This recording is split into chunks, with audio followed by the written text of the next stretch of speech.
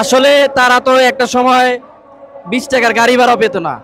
এখন তারা বিশাল বড় বড় শোডাউনে নিয়ে তারপর রাস্তায় নামে বিভিন্ন ধরনের প্রোপাগান্ডার মাধ্যমে, বিশেষ করে যারা সরকারি কর্মকর্তা আছে তাদের মাধ্যমে যে পরিমাণ টাকা পয়সা চাঁদাবাজি করছে, যে পরিমাণ ডিসি এক জেলায় থেকে অন্য জেলায়, প্রশাসন ক্যাডার এক জেলায় থেকে অন্য জেলায় এভাবে যে মানে টাকা বাণিজ্য করছে, নিয়োগ বাণিজ্য করছে, সেই টাকাগুলো দিয়েই তারা এখন বিশাল বড় বড় শোডাউন করতেছে।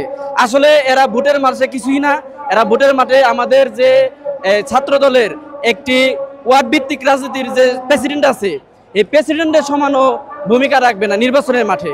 কারণ তাদের প্রতীক আর আমাদের প্রতীক, তাদের প্রতীক কমপক্ষে 10 বছর লাগবে মানুষের প্রচার করতে, তাদের প্রতীক মানুষের মুখে মুখে গেতে কমপক্ষে 10 বছর সময় লাগবে। কিন্তু আমাদের ধানের শীষ প্রতীক, শহীদ প্রেসিডেন্ট জিয়াউর রহমানের প্রতীক, বেগম খালেদা জিয়ার প্রতীক, দেশনায়ক তারেক রহমানের প্রতীক, সেটা মানুষের আনাচে কানাচে, গরিব দুঃখী মানুষের এবং কি মধ্যবিত্ত মানুষের এবং কি উচ্চ মধ্যবিত্ত মানুষের, প্রত্যেকটি মানুষের আনাচে কানাচে ধানের শীষের প্রতীক মিশে আছে। সারা বাংলা ধানের শীষে, জিয়া তুমি আসো মিশে, এই যে একটি স্লোগান, এই স্লোগান তো আজকে থেকে অনেক বছর আগে থেকে দেওয়া হয়। এই স্লোগান এখন প্রত্যেকটা মানুষ জানে। আর বাংলাদেশ জাতীয়তাবাদী বিএনপি যদি ক্ষমতায় আসে তাহলে দেশের মানুষ কতটা সুস্থ থাকবে, শান্তিপূর্ণভাবে থাকবে, সেটা বাংলাদেশের জনগণ ইতিপূর্বে জেনেছে এবং কি ভবিষ্যতে জানবে।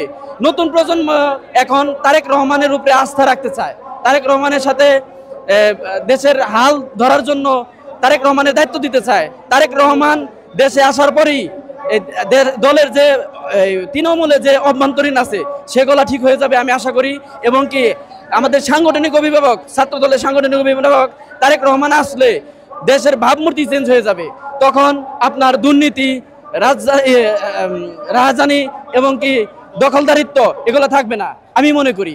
আর যারা 1971 সালে দেশের ভূমিকার বিরুদ্ধে কাজ করেছে তারাই আজকে এই জুলাই সনদ, জুলাই নিয়ে তারা ফালাফালি করতেছে, জুলাই বিক্রি করছে। কিন্তু আমাদের 30 লক্ষ মা বোনের ইজ্জত, 30 লক্ষ শহীদের বিনিময়ে যা আমরা যে স্বাধীনতা পেয়েছি সেটা তো আমাদের ভোলা যাবে না।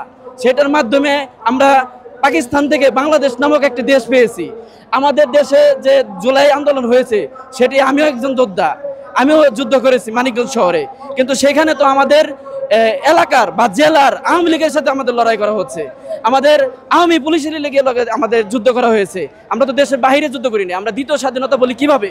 দ্বিতীয় স্বাধীনতা বলতে কিছু নাই, আমরা সবাই বাংলাদেশি।